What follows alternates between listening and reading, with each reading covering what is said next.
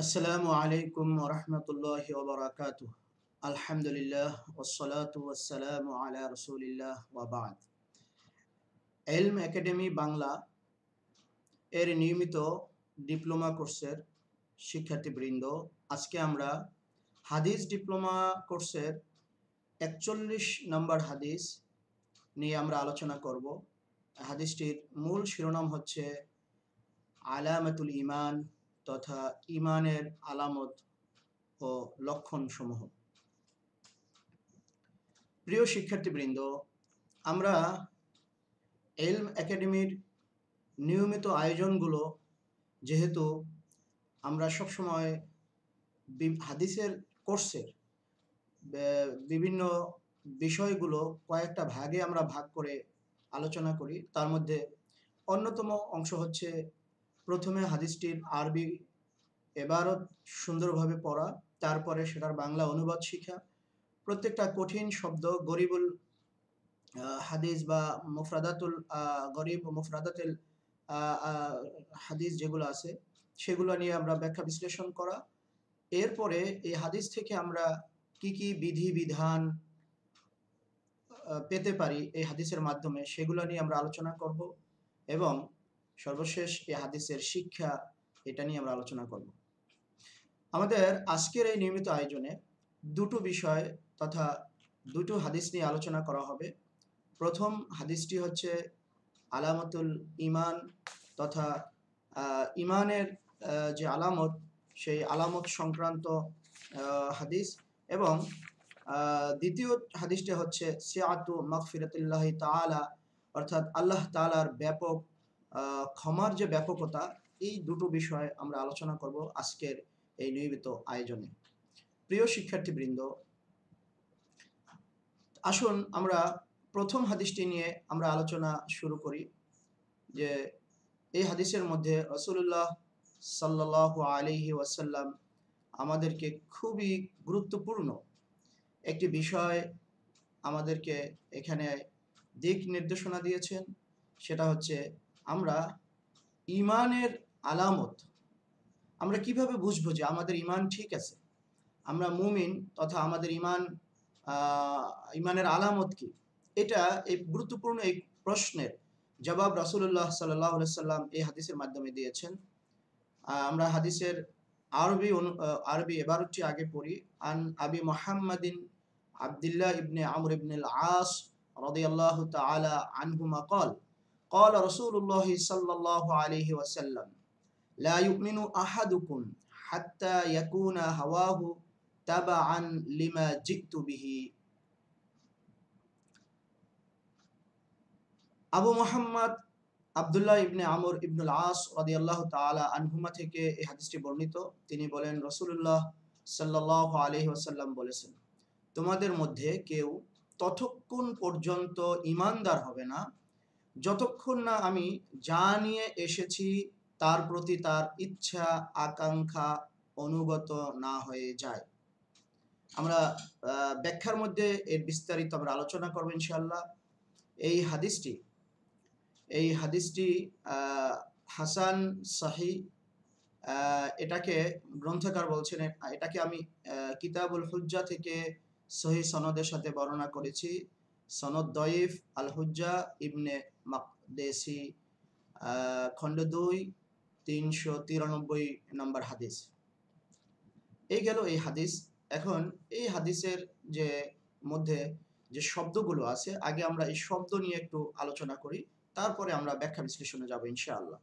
প্রিয় শিক্ষার্থীবৃন্দ, প্রথমেই এখানে আল্লাহ রসুল সাল্লাল্লাহু আলাইহি ওয়াসাল্লাম বলেছেন, লা ইউমিনু, তোমরা ইমানদার হবে না, আহাদুকুম, তোমাদের কেউই ইমানদার হবে না, হাত্তা, যতক্ষণ পর্যন্ত, ইয়াকুনু হাওয়াহু, তার হাওয়া অর্থাৎ তার ইচ্ছা আকাঙ্ক্ষা প্রবৃত্তি, আমরা যেটাই বলি মনের ইচ্ছা, তার হাওয়াটা, তার মনের আকাঙ্ক্ষা ইচ্ছাটা, হাওয়া হু হু মানে তার, মানে ওই ব্যক্তির ইচ্ছাটা হবে তাবাআন, অনুগামী হতে হবে, লিমা জিতু বিহি, আমি যা নিয়ে প্রেরিত হয়েছি। অর্থাৎ আমি মুহাম্মদ সাল্লাল্লাহু আলাইহি ওয়াসাল্লাম আল্লাহর পক্ষ থেকে যেসব বিধিবিধান নিয়ে তোমাদের কাছে প্রেরিত হয়েছি, সেই বিধিবিধানের অনুগত পরিপূর্ণ অনুগত যতক্ষণ পর্যন্ত তোমরা হতে পারবে না, ততক্ষণ পর্যন্ত তোমরা পরিপূর্ণ ঈমানদার হতে পারবে না।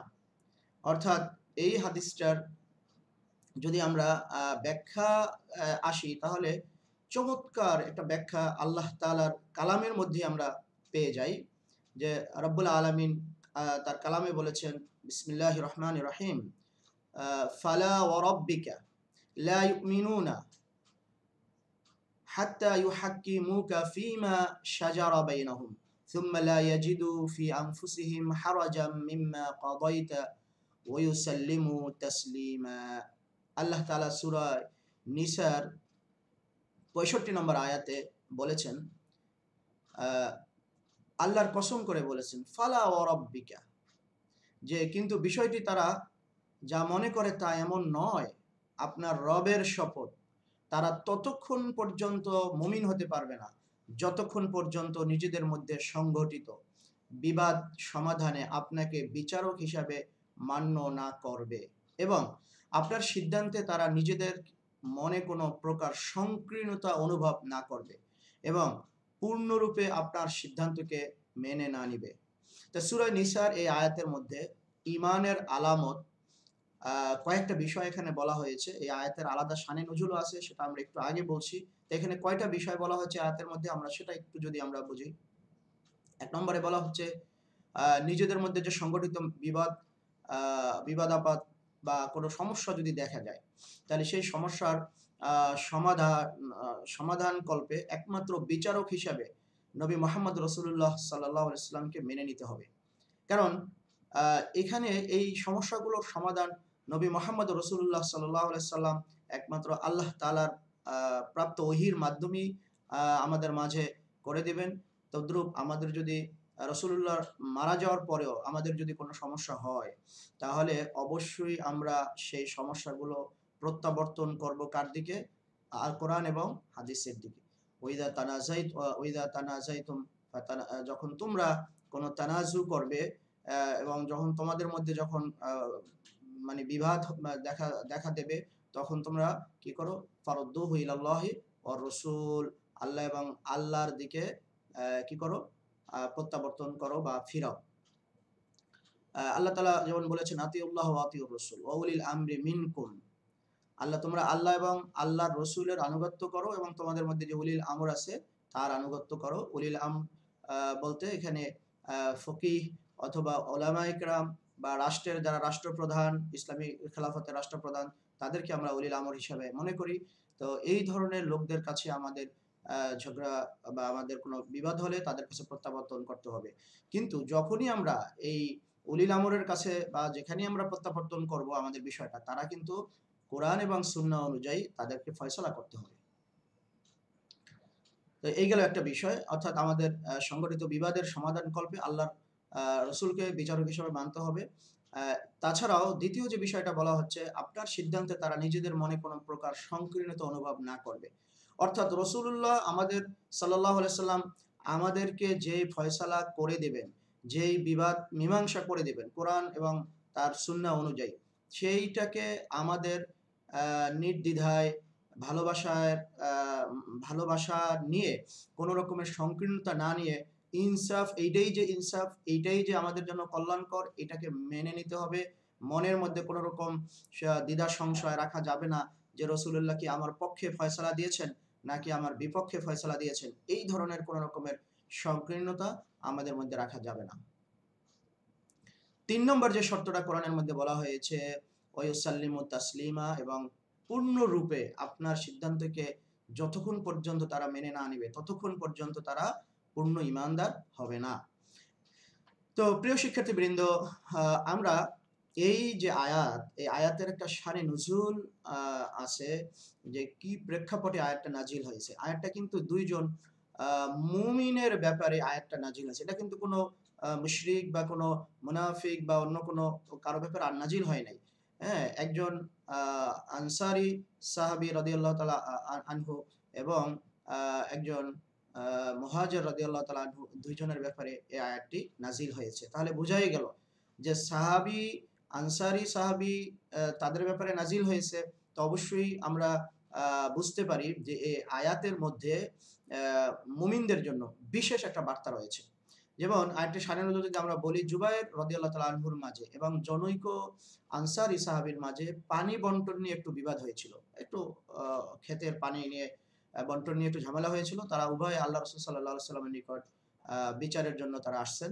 তা বিচার যখন রাসূল করছেন কি, তিনি বললেন, হে জুবায়ের, তুমি পানি সিঞ্চন করো, অর্থাৎ তোমার প্রতিবেশীকে তার জমিনে পানি দেওয়ার ব্যবস্থা করো, তোমার প্রতিবেশীর জমিতে পানি যাওয়ার রাস্তা মুক্ত করে দাও। হযরত জুবায়ের রাদিয়াল্লাহু তাআলা আনহুকে আল্লাহর নবী এই কথা বলেছেন। তিনি এর দ্বারা মূলত কি উদ্দেশ্য নিয়েছেন, যে উভয়ের মধ্যে যাতে পারস্পরিক সৌহার্দ্য, ভালোবাসা তৈরি হয়, একে অপরের ছাড় দেওয়ার মানসিকতা তৈরি হয়। এই বিষয়টা কারণেই জুবায়ের রাদিয়াল্লাহু তাআলা আনহুকে উনি বলেছেন যে তুমি পানি যে পথ বন্ধ করা, সেই পথটা তুমি ছেড়ে দাও। তখন আনসারী সাহাবী আ সে বলে উঠল, সে কি আপনার ফুফাতো ভাই হওয়ার কল্যাণে এই সুবিচার পেল? অর্থাৎ জুবায়ের রাদিয়াল্লাহু তাআলা আনহু রাসূলুল্লাহ সাল্লাল্লাহু আলাইহি ওয়াসাল্লামের ফুফাতো ভাই হওয়ার কারণে অর্থাৎ তাকে কোনো হয়তো বকাঝকা করেন নাই, বা তাকে কোনো আ আ খারাপ কিছু না বলে উনাকে বলছেন যে তুমি পানি ছেড়ে দাও। বাস উনি মীমাংসা করে দিয়েছেন। আল্লাহ রাসূল সাল্লাল্লাহু আলাইহি সাল্লামের চেহারার রং তখন পাল্টে গেলেন, লাল হয়ে গেছেন।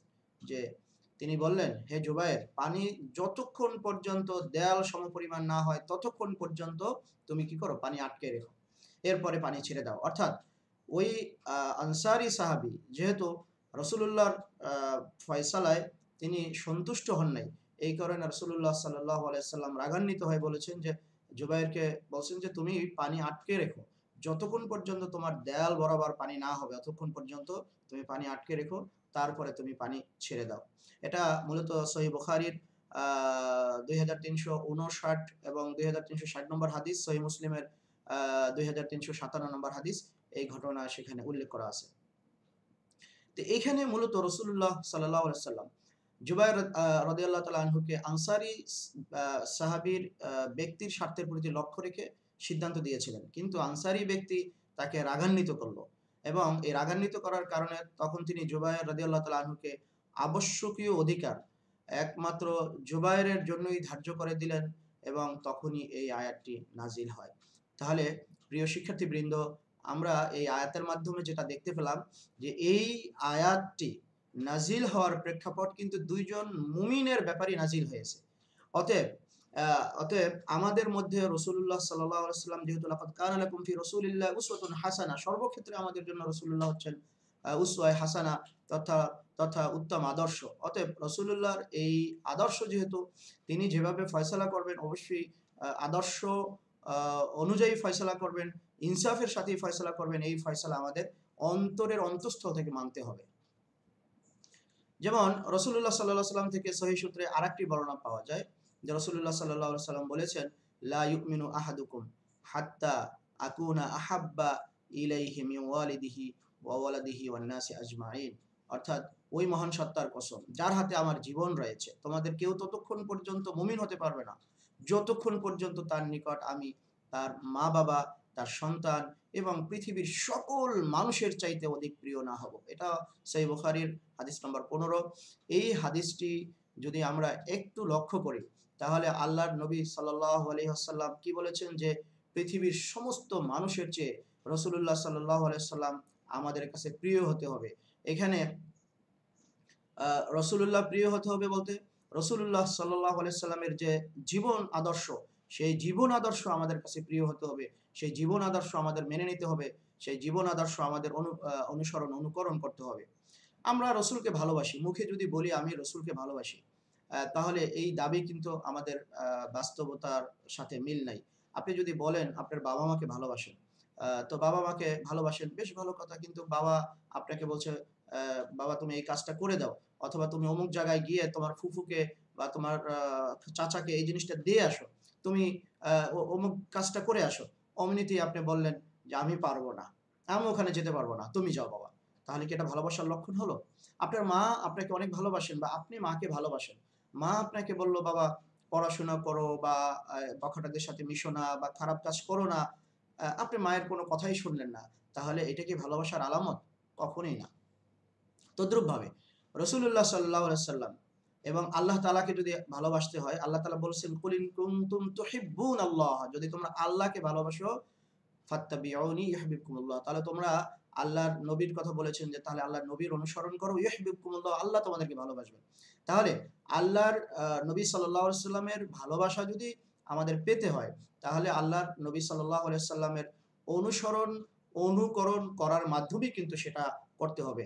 নিছক ভালোবাসার দাবি নিয়ে আমরা যতই আমরা লাফালাফি করি, যতই আমরা বলি আমরা আশিকে রাসূল, যতই আমরা বলি আমরাই নবীর একমাত্র ওয়ারিস, আমরাই নবীর এটা সেইটা, মানে বিভিন্ন শব্দের আ আ যে মানে শব্দ ঝংকার দিয়ে আমরা যতই দাবি করি, কিন্তু রাসূলুল্লাহর আদর্শ যদি আমাদের মধ্যে না থাকে, রাসূলুল্লাহর সুন্নাহ যদি আমাদের মধ্যে না থাকে, রাসূলুল্লাহ সাল্লাল্লাহু আলাইহি সাল্লামের সুন্নাহ আদর্শ তো আদর্শ মানলামই না, বরং রাসূলুল্লাহর নামে অনেকগুলো বিদআত যদি আমাদের মধ্যে প্রবেশ করে, তাহলে কিন্তু এটা প্রকৃত ভালোবাসার আলামত না। রাসূলুল্লাহ সাল্লাল্লাহু আলাইহি সাল্লামকে ভালোবাসার আলামত হলো বেশ কয়েকটা আলামত। তার মধ্যে আমি কয়েকটা আলামত বলি। তার মধ্যে ১ নম্বর হচ্ছে রাসূলুল্লাহর ফয়সালা মানতে হবে, রাসূলুল্লাহর সুন্নাত অনুযায়ী আমল করতে হবে, রাসূলুল্লাহ যা নিয়ে পৃথিবীতে এসেছেন সেগুলোকে পুঙ্খানুপুঙ্খ রূপে ঈমান অর্থাৎ দৃঢ় বিশ্বাস করতে হবে এবং আমলে পরিণত করতে হবে। তাহলেই হবে রাসূলুল্লাহ সাল্লাল্লাহু আলাইহি সাল্লামের প্রতি আমাদের প্রকৃত ভালোবাসা। এখন আমাদের সামনে রাসূলুল্লাহ সাল্লাল্লাহু আলাইহি সাল্লামকে কেউ যদি গালমন্দ করে, আমাদের সামনে যদি রাসূলুল্লাহর সম্মান নিয়ে যদি কেউ হানি করে, রাসূলুল্লাহর প্রতি যদি কেউ বিদ্বেষ করে, আর আমি মুমিন হিসাবে, আমি রাসূলের প্রেমিক হিসাবে আমি যদি সেটার প্রতিবাদ না করি, তাহলে কিন্তু রাসূলুল্লাহর ভালোবাসা এটা প্রমাণ হলো না। যেমন আপনার বাবাকে যদি কেউ গালমন্দ করে, আপনার মাকে যদি গালমন্দ করে, আপনি কি বসে থাকবেন? নাকি আপনি সেটার প্রতিবাদ করবেন? অবশ্যই আপনি প্রতিবাদ করবেন। তো এটাই হচ্ছে ভালোবাসার আলামত। দেখেন ভালোবাসার আলামত কিরকম? একটু একটা আ উদাহরণ যদি আমরা দেই রাসূলুল্লাহ সাল্লাল্লাহু আলাইহি সাল্লামের প্রতি ভালোবাসার আলামত। রাসূলুল্লাহ প্রত্যেকটা যুদ্ধে যখন ঘোষণা দিয়েছেন যে কিরকম? যে রাসূলুল্লাহ ঘোষণা দিয়েছেন যে তোমরা আ জিহাদের ময়দানে আসো, অথবা যেমন উহুদের যুদ্ধের কথাই যদি বলেন, হানজালা রাদিয়াল্লাহু তাআলা আনহুর কথাই যদি বলেন যে জিহাদের ময়দানের আ ঘোষণা যখনই আসছেন তখন কিন্তু সাহাবায়ে কেরাম রাদিয়াল্লাহু তাআলা আনহু তখন কিন্তু তারা এই কথা বলেন নাই, হ্যাঁ? যে জিহাদে কিভাবে যাবো? আমার তো দুনিয়ার আ অনেক কাজ, আমার তো দুনিয়াতে অনেক কিছু করতে হবে। এরকম কিন্তু কথা বা এরকম কিন্তু আ এরকম কিন্তু তারা অজুহাত, হ্যাঁ? তারা কিন্তু আ দেন নাই। তারা কিন্তু এরকম অজুহাত দেয় নাই। যেমন আমরা এখানে একজন সাহাবীর জীবনী যদি আমরা বলি, উনার নাম হচ্ছে জুলাইবিব রাদিয়াল্লাহু তাআলা আনহু। এই জুলাইবিব রাদিয়াল্লাহু তাআলা আনহুর আদর্শ রাসূলকে কিরকম ভালোবেসেছেন সেটা একটু উদাহরণস্বরূপ আমরা একটু বলি। দেখেন উহুদের যুদ্ধের ঘোষণা হয়ে গেল। তো এর আগের ঘটনা জুলাইবিব রাদিয়াল্লাহু তাআলা আনহুকে আল্লাহর নবী সাল্লাল্লাহু আলাইহি ওয়াসাল্লাম বললেন, "জুলাইবিব তুমি বিয়ে-শাদী করো।" তো বলল যে, "ইয়া রাসূলাল্লাহ আমি তো খুব দরিদ্র মানুষ। আ আমি বিয়ে-শাদী কোথায় করব? আমার চেহারাও সুন্দর না। তো আমি বিয়ে-শাদী করতে গেলে তো মানুষজন আমাকে মেয়েও দেবে না।" আ তখন রাসূলুল্লাহ সাল্লাল্লাহু আলাইহি ওয়াসাল্লাম বললেন, "জুলাইবিব তুমি অমুক আনসারী সাহাবীর কাছে গিয়ে বলবা যে রাসূলুল্লাহ পাঠিয়েছেন আমাকে আপনার যে কন্যা সন্তান আছে তাকে বিবাহ দেওয়ার জন্য আমার সাথে।" তো খুব ভয়ে, ভয়ে রাসূল যেহেতু বলছেন রাসূলের আদেশ মানতে হবে। জুলাইবিব রাদিয়াল্লাহু তাআলা আনহু ভয়ে, ভয়ে ওই আনসারী সাহাবীর কাছে গিয়ে বললেন, "আল্লাহ রাসূল আমাকে পাঠিয়েছেন আপনার মেয়ের অ্যা বিবাহের জন্য আমি খেতবা নিয়ে এসেছি।" বললে, "পাত্র কে?" বলল, "আমি নিজেই পাত্র।" তো আনসারী সাহাবী বললেন যে, "আপনার তো কোনো ধন-সম্পদ বা কোনো টাকা-পয়সা বা কিছুই নাই। ইভেন আপনি থাকেন মসজিদে নববীতে। বিয়ের পরে স্ত্রী নিয়ে কোথায় থাকবেন? অতএব" এবং এই বিষয়টা ওই সাহাবীর আনসারী সাহাবীর যে স্ত্রী সেও আ প্রকটভাবে এটার একটু অসম্মতি জানালেন। তো জুলাইবিব রাদিয়াল্লাহু তাআলা আনহু উনি ফিরে আসলেন। মন খারাপ করে ফিরে আসলেন। কিন্তু এই ঘটনাটা ওই আনসারী সাহাবীর মেয়ে পর্দার আড়াল থেকে শুনেছেন যে আল্লাহর নবী আমার বিয়ের প্রস্তাব নিয়ে পাঠিয়েছেন জুলাইবিবের সাথে, আর আমার বাবা-মা এ ব্যাপারে দ্বিমত করেছেন। সাথে, সাথে বাবা-মাকে বললেন, বাবা এই আমি আল্লাহর নবী যেহেতু বলেছেন এর মধ্যেই বরকত। অতএব আপনি আমাকে এই জুলাইবিবের সাথেই বিবাহর ব্যবস্থা করে দেন এবং আমি এই বিষয়ে আমার আর কোনো আমি দ্বিমত করতে চাই না।" দেখেন রাসূলুল্লাহর প্রতি ভালোবাসার নমুনা আ মহিলা সাহাবীদের মধ্যে কিরকম ছিল এটা একটা উদাহরণ আমি দিলাম। চাল নাই, চুলা নাই, সৌন্দর্য নাই, চেহারা নাই, একজন আ স মানুষ জুলাইবিব রাদিয়াল্লাহু তাআলা আনহু এইরকম একটা মানুষের সাথে বিবাহ করার জন্য মেয়ে কি হয়ে গেল, রাজি হয়ে গেল। তখন যথাসাধ্য বিবাহ বন্ধন হয়ে গেল। রাসূলুল্লাহ সাল্লাল্লাহু আলাইহি ওয়াসাল্লাম ইতিমধ্যে উহুদের যুদ্ধের ডাক দিয়েছেন। তো উহুদের যুদ্ধের যখন ডাক এসেই পড়েছে, রাসূলুল্লাহ এই ডাক জুলাইবিব রাদিয়াল্লাহু তাআলা আনহুর কানে চলে গেল। চলে যাওয়ার পরে তার তো সেদিন ছিল তার বাসরের রাত।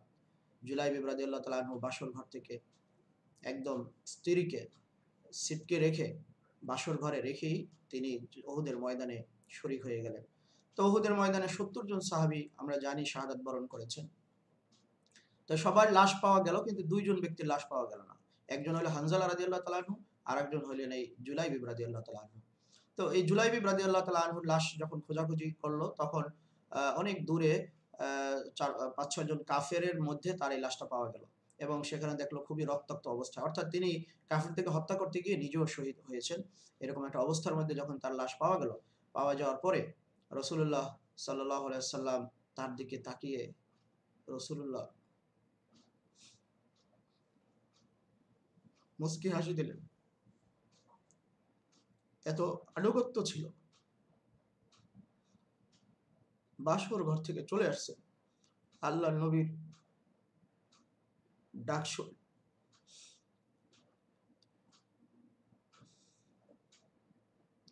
এরপরে যখন রাসূলুল্লাহ সাল্লাল্লাহু আলাইহি ওয়াসাল্লাম তার লাশ মোবারক দেখলেন, দেখার পরে তিনি ডান দিকে তার মুখ ফিরিয়ে নিলেন। সাহাবীরা বুঝতে পারলেন না আল্লাহর নবী কেন ডান দিকে মুখ ফিরিয়ে নিলেন, এবং ওনার লাশটাকে, মুখটাকে একটু ঘুরিয়ে দিলেন। তখন সাহাবীদেরকে আল্লাহর নবী বললেন, সাহাবীরা জানো আমি কেন জুলাইবিবের লাশটা একটু অন্যদিকে ঘুরিয়ে দিলাম, মুখটা ঘুরিয়ে দিলাম? কারণ জান্নাতের যে হুরেরা প্রতিযোগিতা করছে যে তার সাথে কে আগে এসে বাসর করবে।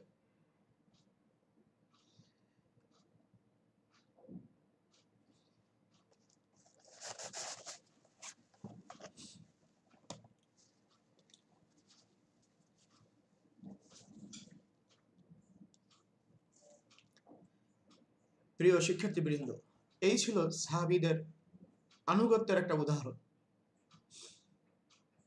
এইরকম আনুগত্য যদি আমরা উপস্থাপন করতে পারি, এরকম আনুগত্য যদি আমরা আল্লাহর নবীর ব্যাপারে আমরা করতে পারি, তাহলে অবশ্যই আল্লাহর নবীর শাফায়াত আমরা অবশ্যই পাবো। আল্লাহর নবীর ভালোবাসা অবশ্যই পাবো। আল্লাহ তাআলা আমাদের সমস্ত গুনাহ মাফ করে দেবেন। পরবর্তী হাদিসে এই বিষয়ে আমরা আলোচনা করব ইনশাআল্লাহ। এই হাদিসের কন্টিনিউ পরবর্তী হাদিসে আলোচনা করব। তো যাই হোক, তো আল্লাহর নবীর প্রতি ভালোবাসা আমাদের সবকিছুর ঊর্ধ্বে থাকতে হবে। সকল ভালোবাসার ঊর্ধ্বে। নবীকে অসম্মান করে কথা বললে সেখানে প্রতিবাদ করতে হবে। নবীর সুন্নাত আমাদের মধ্যে থাকতে হবে। নবীর আদর্শ আমাদের মধ্যে থাকতে হবে। তো এই হাদিসের ব্যাখ্যায় লা ইউমিনু আহাদুকুম, আবু জিনাদ রাহিমাহুল্লাহ উনি বলেছেন, হাদিসটি অন্যতম একটি বহুবিধ অর্থবোধক বাক্য। কারণ এই অল্প শব্দ বিশিষ্ট বাক্য অনেকগুলো অর্থকে অন্তর্ভুক্ত করেছে। শব্দ কম কিন্তু অনেক মিনিং এই হাদিসের মধ্যে। যেহেতু ভালোবাসা ৩ প্রকার। একটা হলো সম্মান এবং মর্যাদাপূর্ণ ভালোবাসা, যেমন পিতামাতার প্রতি সন্তানের ভালোবাসা, এটা সম্মানের জায়গা, মর্যাদার জায়গা থেকে ভালোবাসা। আরেকটা হলো স্নেহ এবং অনুগ্রহপূর্বক পূর্ণ ভালোবাসা, সেটা হলো পিতার ভালোবাসা সন্তানের প্রতি স্নেহ ভালোবাসা নিয়ে। আর আরেকটা ভালোবাসা হচ্ছে পছন্দনীয়তা এবং মনের মিলের ভিত্তিতে ভালোবাসা। যেমন আমরা মানুষের প্রতি মানুষের ভালোবাসা, স্বামী স্ত্রীর ভালোবাসা, একে অপরকে পছন্দ করে, মনের মিল আছে, ভালোবাসা। এই এই এই হাদিসে সকল প্রকারের ভালোবাসার কথাই বলা হয়েছে। সম্মান বলেন, মর্যাদা বলেন, স্নেহ, ভালোবাসা, অনুগ্রহ, মনের মিল, পছন্দ অপছন্দ, সমস্ত ভালোবাসাই কিন্তু আল্লাহর নবীর জন্য কি করতে হবে? আমাদেরকে নির্ধারিত করতে হবে। ইবনুল বাত্তাল রাহিমাহুল্লাহ উনি বলেছেন, হাদিসটির অর্থ হলো আল্লাহ সবচেয়ে ভালো জানেন। যে ব্যক্তি ঈমানকে পূর্ণরূপে প্রতিষ্ঠিত করবে, সে বুঝবে যে আল্লাহর রাসূল সাল্লাল্লাহু আলাইহি সাল্লামের অধিকার ও তার মর্যাদা, তার জন্য তার পিতা, তার তার মাতা, তার সন্তান এবং পৃথিবীর সমস্ত মানুষের অধিকারের চাইতে বেশি। যেখানেই রাসূলুল্লাহর অধিকার ক্ষুণ্ণ হবে, যেখানেই রাসূলুল্লাহর অধিকারের ব্যাপারে প্রশ্ন আসবে, সেখানে কোনো রকমের আপোস আমাদের পক্ষে বা আমরা করতে পারবো না। অর্থাৎ রাসূলুল্লাহ সাল্লাল্লাহু আলাইহি ওয়াসাল্লামের ভালোবাসা আমাদেরকে সকল কিছু থেকে আমাদেরকে অগ্রাধিকার দিতে হবে, তাহলেই আমরা জাহান্নাম থেকে আমরা মুক্ত হতে পারবো, রাসূলুল্লাহ শাফায়াত আমরা পাবো এবং হিদায়াতের দিশা আমরা পাবো। সাহাবীগণ রাদিয়াল্লাহু তাআলা আনহু তার সঙ্গে সারিবদ্ধভাবে তাদের পিতামাতা, ভাই, সন্তান, তাদের সবার বিরুদ্ধে কিন্তু যুদ্ধ করেছেন। কারণ এই যুদ্ধটা হয়েছে ভালোবাসা থেকে। যে রাসূলুল্লাহর ভালোবাসা আমার কাছে সর্বাধিক। অতএব আমার পিতা, আমার পুত্র যদি কাফির হয়, তারা যদি ঈমানদার না হয়, তারা যদি রাসূলের বিরুদ্ধে যুদ্ধের ময়দানে দাঁড়ায়, তাহলে আমি আমার ওই পিতা, ওই সন্তান তাদেরকে হত্যা করতে টোটাল আমি দ্বিধাবোধ কি করব না? আমি করব না। এটাই ছিল সাহাবায়ে কেরামদের আদর্শ।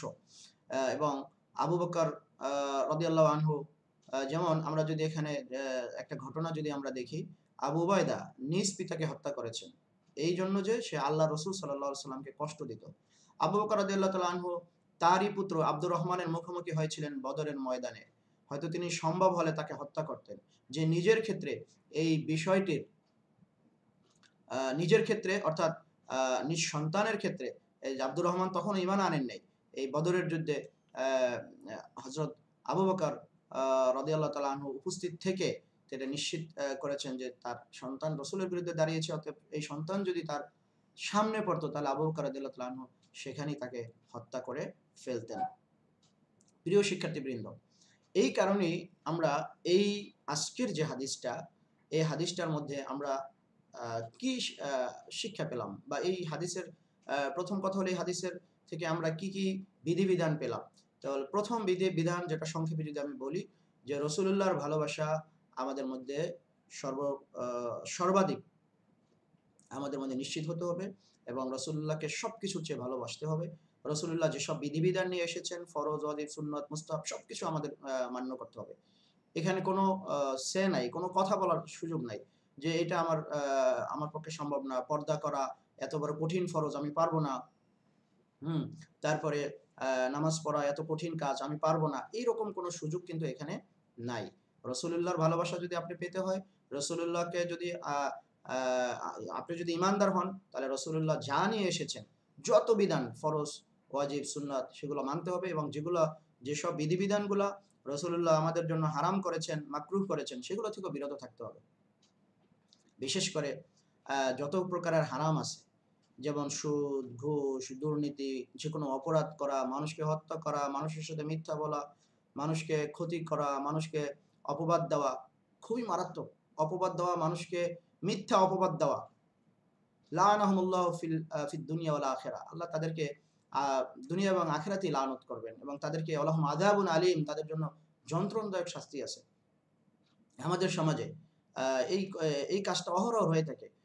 আমার মতের মিল না হলে তাকে যেকোনো একটা অপবাদ দিয়ে, যেকোনো একটা আ খারাপভাবে তাকে হেনস্থ করা এবং তাকে যেকোনোভাবে আ তাকে ছোট করা, এই কাজগুলো আমরা অহরহ করতেছি। অতএব রাসূলুল্লাহর যেই বিষয়গুলো আমাদেরকে নিষেধ করেছেন, হ্যাঁ? সেই বিষয়গুলো থেকেও আমাদেরকে বিরত থাকতে হবে। তাহলেই আমরা আমাদের ঈমান আমরা বুঝবো যে আমাদের ঈমান কাজ করে। আমাদের ঈমান মজবুত আছে, ঈমানের লক্ষণ আছে। হ্যাঁ? ঈমানের লক্ষণ, একটা লক্ষণ এটা যে আপনি যখন ভালো কাজ, আল্লাহ তাআলা আপনাকে ভালো কাজ বেশি, বেশি করার তৌফিক দেবেন। আপনি আল্লাহর শুকরিয়া আদায় করবেন যে আলহামদুলিল্লাহ আমি ঈমানদার। আমার ঈমান আমাকে অন্যায় কাজ থেকে আমাকে বিরত রাখতেছে। তার মানে বুঝা গেল আপনার ঈমানের আলামত আছে, লক্ষণ আছে। আপনি ভালো মানুষ, এটার লক্ষণ আছে। হ্যাঁ? আর যদি আপনি অহরহ খারাপ কাজ করতেই আছেন, আপনার ঈমান কখনো বাধা দেয় না। যেমন আল্লাহর রাসূল সাল্লাল্লাহু আলাইহি ওয়াসাল্লাম বলেছেন, লা ইয়াজনি যানি ওয়া হুয়া মুমিন। ঈমানদার থাকা অবস্থায় কেউ জিনা করতে পারে না। তার মানে বুঝা গেল কি? বুঝা গেল যে ঈমানদার সে কখনো অন্যায় কাজ করতে পারে না। আর যদি কখনো শয়তানের প্ররোচনায় পড়ে যদি কোনো অন্যায় হয়েই যায়, তাহলে আমাদেরকে আল্লাহ রাব্বুল আলামিন ক্ষমার জন্য ঘোষণা করেছেন। মাগফিরাত, তার কাছে ক্ষমার দরজা খুলে রেখেছেন। সাথে, সাথে আমরা তওবা করব। বান্দার হক হলে সেই হক সাথে, সাথে আমরা আদায় করে দেব।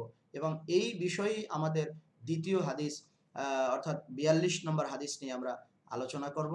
সেই আলোচনার আ আপনাদেরকে সেই আলোচনা শোনার আমন্ত্রণ জানাচ্ছি। প্রিয় শিক্ষার্থীবৃন্দ, আমরা ইনশাআল্লাহ একটু বিরতির পরই আমরা ২য় হাদিস নিয়ে আমরা আলোচনা করব। আপনাদেরকে সেই আলোচনা শোনার আমন্ত্রণ জানাচ্ছি।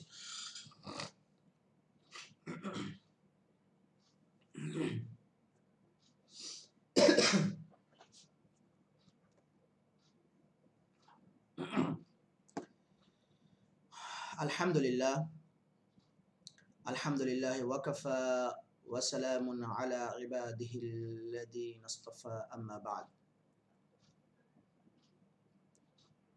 আউযু বিল্লাহি মিনাশ শাইতানির রাজীম। বিসমিল্লাহির রহমানির রহিম। قل يا عبادي الذين أسرفوا على أنفسهم لا تقنطوا من رحمة الله إن الله يغفر الذنوب جميعا।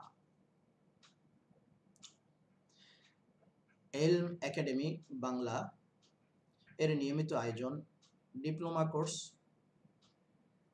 এই কোর্সের হাদিস ডিপ্লোমার প্রিয় শিক্ষার্থীবৃন্দ, ছাত্র এবং ছাত্রী এবং অন্যান্য যেসব ভাইয়েরা এই কোর্স দেখছেন, শুনছেন এবং আমাদের সাথে এখান থেকে উপকৃত হওয়ার জন্য অংশগ্রহণ করেছেন, সবাইকে জানাই আমন্ত্রণ। আমাদের আজকের হালকা তথা আজকের আলোচনা 42 নম্বর হাদিস, আল্লাহ তাআলার ব্যাপক ক্ষমার ব্যাপকতা, সিআতু মাগফিরাতিল্লাহি তাআলা। এই শিরোনামে আজকে আমরা আলোচনা করব। আল্লাহ রাব্বুল আলামিন আমাদেরকে আজকের এই হাদিসের উপরে আলোচনা করার তৌফিক দান করুক এবং এই হাদিসের যে ভালো ভালো দিকগুলো, সুন্দর যে দিকগুলো আছে, এই সৌন্দর্যগুলো আমাদের জীবনে বাস্তবায়ন করার তৌফিক দান করুক।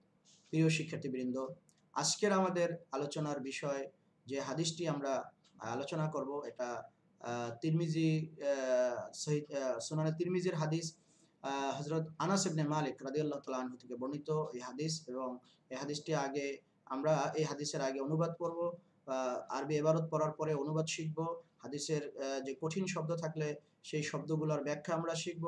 অতঃপর এই হাদিসের ব্যাখ্যা বিশ্লেষণ আমরা শিখব এবং এই হাদিস থেকে কি কি বিধিবিধান আমরা বের করতে পারি এবং সেই বিধিবিধান থেকে আমরা কি কি শিক্ষা অর্জন করতে পারি, এইভাবেই আমরা ইনশাআল্লাহ এই হাদিসটা নিয়ে আমরা আলোচনা শেষ করব।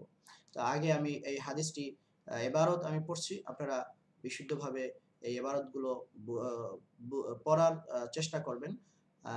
আন আনাস ইবনে মালিক রাদিয়াল্লাহু আনহু قال سمعت رسول الله صلى الله عليه وسلم يقول قال الله تعالى يا ابن آدم إنك ما دعوتني ورجوتني غفرت لك على ما كان منك ولا أبالي يا ابن آدم لو بلغت ذنوبك عنان السماء ثم استغفرتني غفرت لك يا ابن آدم إنك لو أتيتني بقراب الأرض خطايا ثم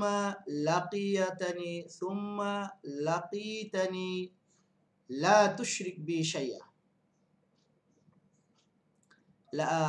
لأتيتك بقرابها مغفرة رواه الترمذي وقال حديث حسن صحيح।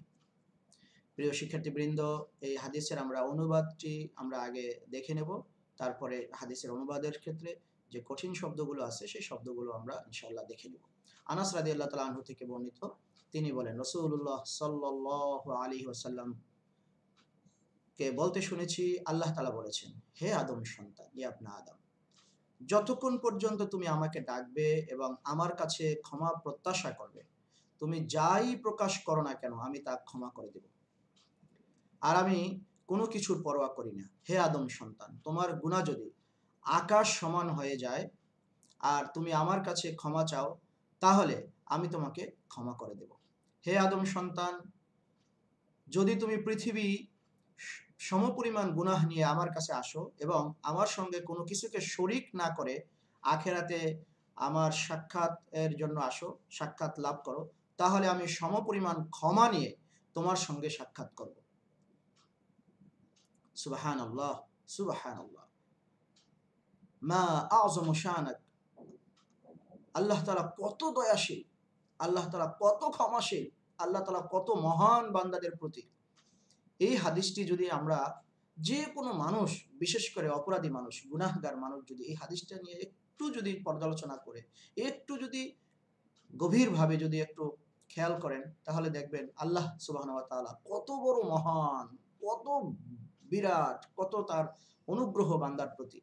আল্লাহ এই হাদিসের মাধ্যমে এক ধরনের চ্যালেঞ্জ করে দিয়েছেন, তোমরা গুনাহ যতই করো, আমি রব্বুল আলামিন, রব্বুল ইজ্জা, আমি তোমাদের সমস্ত গুনাহ মাফ করে দেব। এক ধরনের চ্যালেঞ্জ। দেখেন, আমরা যদি হাদিসের শব্দ শব্দ যদি একটু ব্যাখ্যা করি, ক্বাল আল্লাহু তাআলা, যখনই আল্লাহ তাআলা, আল্লাহর নবী বলছেন ক্বাল আল্লাহু তাআলা, তার মানে বোঝা গেল আল্লাহ তাআলা বলেছেন, মানে এই হাদিসটা হাদিসে কুদসি। আমরা হাদিসে কুদসি কাকে বলে সেটা তো অবশ্যই আমরা ইতিপূর্বে উলুমুল কোরআনের উলুমুল হাদিস যারা অধ্যয়ন করেছেন তারা নিশ্চয়ই বিষয়টা জানেন যে হাদিসের মধ্যে বলা হয়ে থাকে আল্লাহ তাআলা বলেছেন। অর্থাৎ এই হাদিসের শব্দাবলী যদিও রাসূলুল্লাহ সাল্লাল্লাহু আলাইহি সাল্লামের, কিন্তু এই হাদিসের মূল বাক্য ভাবটা আল্লাহ তাআলা নিজেই বলেছেন। এটা রাসূলের জবানে এটা বলেছেন এবং হাদিসটা শুরু হয় ক্বাল আল্লাহু তাআলা দিয়ে। তো এটা হলো হাদিসে কুদসি। ক্বাল আল্লাহু তাআলা, আল্লাহ বলেছেন, হে ইবনে আদম, হে আদম সন্তান। এখানে কিন্তু আদম সন্তান বলতে মুসলিম, অমুসলিম সবাইকে সম্বোধন করার কথা। কিন্তু যেহেতু পরবর্তীতে বলা হয়েছে যে এই আদম সন্তান যখন শিরিক করে না আসবে আমার কাছে, তার মানে মূল বিষয়টা হলো যে আদম সন্তান অবশ্যই ঈমান তো লাগবে। ঈমান ছাড়া আ যদি কেউ আল্লাহর কাছে আসে তাহলে সে বিনা হিসাবে জাহান্নামী। বিনা হিসাবে জাহান্নামী। এগুলো কোরআনের এবং হাদিসের বিভিন্ন জায়গায় বলা হয়েছে যে আ আ আ কোরআনে আল্লাহ তাআলা যেমন বলেছেন, যে ব্যক্তি "ওমান ইয়াবতাগি গায়রাল ইসলামি দীনান", যে ব্যক্তি ইসলাম ছাড়া অন্য কোন দিনকে দিন হিসাবে গ্রহণ করবে, ফালা ইউকবালা মিনহু, সে আল্লাহ তা কখনোই গ্রহণ করবে না তার কাছ থেকে। অতএব এখানে অবশ্যই আমাদেরকে ঈমান আগে থাকতে হবে। তারপরে ক্ষমার বিষয় আসছে। ক্ষমা আর বিষয় আসছে। এখন কেউ যদি ঈমান না থাকা অবস্থায় যদি বিভিন্ন গুনাহ করে, তারপরেও যদি সে ঈমান আনে, তাও আল্লাহ তাআলা তার সমস্ত গুনাহ ক্ষমা করে দেবেন। আল্লাহ ওয়াদা করেছেন এবং আল্লাহ এই ঘোষণাও দিয়েছেন। অতএব ইয়া ইবনে আদম দ্বারা আমরা এখানে আদম আ সন্তান যাদেরকে আল্লাহ সম্বোধন করেছেন, মুসলিম তথা যারা ঈমানদার তাদেরকে এখানে সম্বোধন করা হয়েছে। আ যদি আ যদি আমরা এই হিসাবে ধরে নেই, যেহেতু আল্লাহ ক্ষমা করবেন, আল্লাহ তাকে জান্নাত দিবেন এরকম ওয়াদা এখানে বলা আছে। অতএব ক্ষমা তো চূড়ান্ত ক্ষমা তো একমাত্র মুমিনদেরকে আল্লাহ তাআলা করবেন। কাফেরদেরকে চূড়ান্ত ক্ষমা করবেন না। ইন্নাকা, তুমি, তুমি মা দাআওতানি, হ্যাঁ, তুমি আমাকে যতক্ষণ পর্যন্ত ডাকবে, রাজাউতানি, এবং আমার কাছে ক্ষমার আ প্রত্যাশা করবে, হ্যাঁ, রাজা ইয়া ইয়ার ইয়ারজু, যে ক্ষমা চাওয়া, আল্লাহর কাছে প্রত্যাশা করা যে আল্লাহ মাফ করে দেবেন। এই আশা আমাদের মধ্যে থাকতে হবে। গাফারতু লাক, আল্লাহ বলছেন আমি তোমাকে ক্ষমা করে দেব। আলা মা কানা মিনকা, তোমার যত কিছুই তোমার গুনাহ থাকুক না কেন আমি তা ক্ষমা করে দেব। ওয়ালা উবালি, এ ব্যাপারে আমি কারো পরোয়া করি না। যে আমি ক্ষমা করলাম, যে আমার ক্ষমার ব্যাপারে কেউ প্রতিদ্বন্দ্বী আছে বা আমাকে কোনো জবাবদিহি করতে হবে যে আমি কেন ক্ষমা করলাম? এই লোকটা এত অপরাধী। না। আল্লাহ বলছেন ওয়ালা উবালি, এই ব্যাপারে আমি কোন রকমের কি করি না? পরোয়া করি না। কারো পরোয়া করি না। ইয়া ইবনে আদম।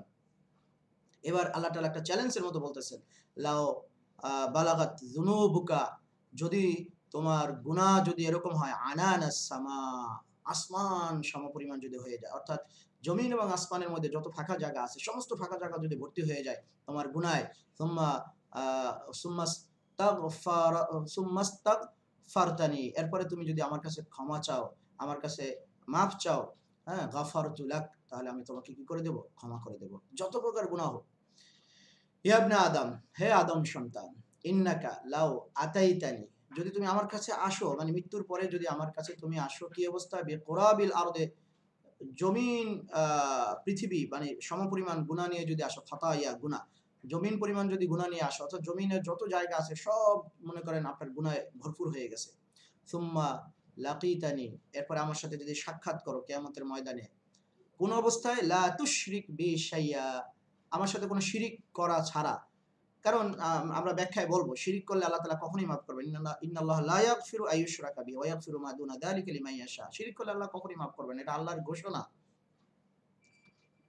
তাহলে আল্লাহ চ্যালেঞ্জ করে কি বলেছেন? লা আতাইতুকা, তাহলে অবশ্যই আমি তোমার সাথে সাক্ষাৎ করব, বে কুরাবিহা মাগফিরাতান, সমপরিমাণ ক্ষমা নিয়ে আমি তোমার সাথে সাক্ষাৎ করব। তো আ সমপরিমাণ ক্ষমা নিয়ে আল্লাহ তাআলা কি করবেন? তার সাথে সাক্ষাৎ করবেন। হাদিসটি তিরমিজির এবং হাদিসটি হাসান সহিহ। খুবই গুরুত্বপূর্ণ, আমাদের জীবন পরিবর্তন করে দেওয়ার মতো একটি হাদিস। মহা সুসংবাদ এই হাদিসের মধ্যে আছে। আমরা এই হাদিসের অর্থ জানলাম, শব্দের অর্থ বুঝলাম এবং এই হাদিসের ব্যাখ্যায় আমরা এবার একটু দেখি যে কোন ধরনের গুনাহ নিয়ে আল্লাহর কাছে আসা যাবে, বা যাবে বলতে আমরা বলছি না যে কোন গুনাহ নিয়ে তোমরা আসো। মানে কোন ধরনের গুনাহ আল্লাহ তাআলা মাফ করবেন? কবিরা গুনাহ, সগীরা গুনাহ বা কোন গুনাহ? আমরা এগুলো সব নিয়ে বিস্তারিত আলোচনা করব। ইনশাআল্লাহ। প্রিয় শিক্ষার্থীবৃন্দ, এই হাদিস ডিপ্লোমা কোর্সে যারা আপনারা ভর্তি হয়েছেন, আপনাদের আসলে কি বলবো, এটা আপনাদের সুনসিব। এত সুন্দর একটা আয়োজন অনলাইন ভিত্তিক, এটা এটা যারা মানে আয়োজন করেছেন বা যারা এই ব্যবস্থাপনাটা আপনাদের জন্য সুযোগ করে দিয়েছেন, তাদের জন্য আসলে প্রাণ খুলে দোয়া করা দরকার। এত গুরুত্বপূর্ণ হাদিস তারা সিলেক্ট করেছেন আপনাদের জন্য, এত সুন্দর সুন্দর হাদিসগুলো সিলেক্ট করেছেন এবং আপনারা এটা পড়ার সুযোগ পাচ্ছেন। আলহামদুলিল্লাহ, আলহামদুলিল্লাহ, আলহামদুলিল্লাহ, আল্লাহর শুকরিয়া। তো এই হাদিসের আমরা যদি ব্যাখ্যা বিশ্লেষণে যাই, তাহলে আমরা দেখব যে এখানে আল্লাহ সুবহানাহু ওয়া তাআলা বান্দার প্রতি যে মহা অনুগ্রহ, সহনশীল বান্দার প্রতি তার বিরাট বদান্যতা আছে, অগণিত রহমাত আছে, অগণিত অসংখ্য অনুগ্রহ আছে। বান্দার ইহসান, বান্দার প্রতি তিনি ইহসান করেন, দয়া করেন, স্নেহ করেন, বান্দার প্রত্যেকটা ভুলকে আল্লাহ তাআলা ক্ষমা করেন। এটা হচ্ছে এই হাদিসের মূল বিষয়, যে রাসূলুল্লাহ সাল্লাল্লাহু আলাইহি ওয়াসাল্লামের এই হাদিসের মাধ্যমে আমরা এই জিনিসটাই আমরা পাই। যে আরেকটা হাদিসে আল্লাহর নবী বলছেন, লাল্লাহু আফরাহু বিতাওবাতি আবদিহি ইন বিতাওবাতি আবদিহি মিন আহাদিকুম বিদাল্লাতিহি লাউ ওয়াজাদাহা। তোমাদের কেউ যখন কোনো হারিয়ে যাওয়া বস্তু যখন পুনরায় ফিরে পেলে সে যতটা খুশি হয়, আল্লাহ তাআলা তার বান্দার তওবার প্রতি তার চাইতেও বেশি বেশি অনেক গুণ বেশি কি হয়, খুশি হন। এটা সহিহ মুসলিমের 2675 নম্বর হাদিস। এইখানে একটু উদাহরণ আমরা বলি। আমরা অনেক সময় কোনো জিনিস যদি আমাদের থেকে হারিয়ে যায়, ধরেন আপনার একটা মূল্যবান ঘোড়া বা একটা উট, দল্লা বলা হয় মূলত উট বা ঘোড়া, এই জাতীয় জিনিস, মানে মূল্যবান জিনিস যদি হারিয়ে যায়, মানে ক্ষুদ্র জিনিস না, অনেক মূল্যবান জিনিস, তখন আমরা খুঁজতে খুঁজতে খুঁজতে খুঁজতে অনেক সময় একটা পর্যায়ে কি হয়ে যায়, নিরাশ হয়ে যায়, হতাশ হয়ে যায়, মনে হয় আর পাওয়া যাবে না, কোথায় চলে গেছে, যাওয়া পাওয়া যাবে না। হঠাৎ করে কোনো একটা সংবাদ পেলাম যে অমুক জায়গায় আমার উটটি ঘাস খাচ্ছে অথবা আছে। তখন যদি আমরা সেখানে গিয়ে উটটা অথবা এই মূল্যবান জিনিসটা যদি আমরা পাই, তখন আমরা কিরকম খুশি হব বলেন তো? মানে আশ্চর্য না? আমরা তখন আল্লাহর শুকরিয়া আদায় করব, অনেক খুশি হব যে আলহামদুলিল্লাহ, আলহামদুলিল্লাহ, আল্লাহ তাআলা আমার এই জিনিসটাকে আল্লাহ ফেরত দিয়েছে।